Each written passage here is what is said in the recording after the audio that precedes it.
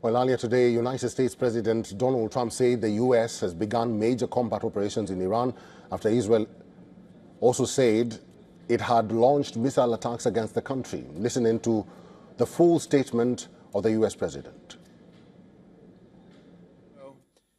The United States military began major combat operations in Iran.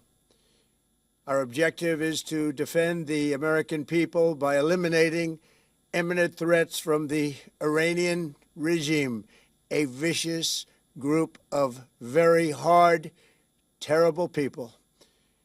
Its menacing activities directly endanger the United States, our troops, our bases overseas, and our allies throughout the world. For 47 years, the Iranian regime has chanted death to America and waged an unending campaign of bloodshed and mass murder, targeting the United States, our troops, and the innocent people in many, many countries. Among the regime's very first acts was to back a violent takeover of the U.S. Embassy in Tehran, holding dozens of American hostages for 444 days.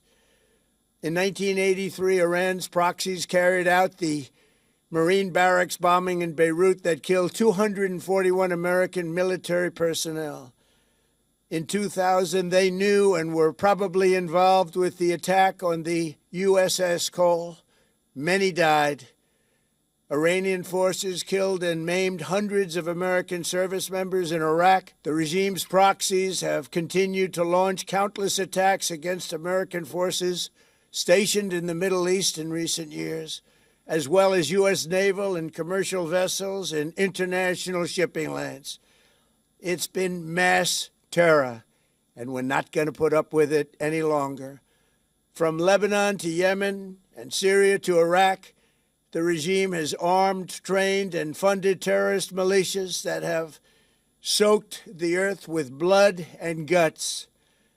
And it was Iran's proxy, Hamas, that launched the monstrous October 7th attacks on Israel, slaughtering more than 1,000 innocent people, including 46 Americans, while taking 12 of our citizens hostage. It was brutal, something like the world has never seen before.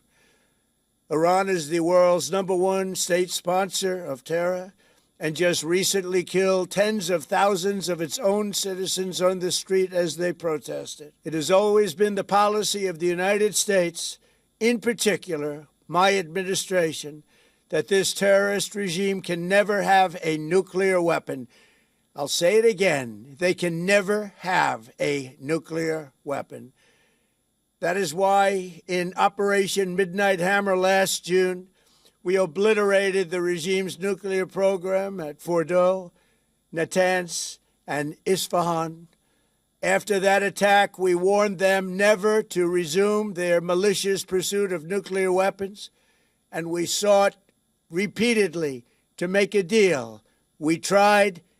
They wanted to do it. They didn't want to do it. Again, they wanted to do it. They didn't want to do it. They didn't know what was happening. They just wanted to practice evil.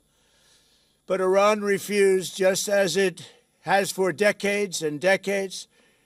They've rejected every opportunity to renounce their nuclear ambitions, and we can't take it anymore.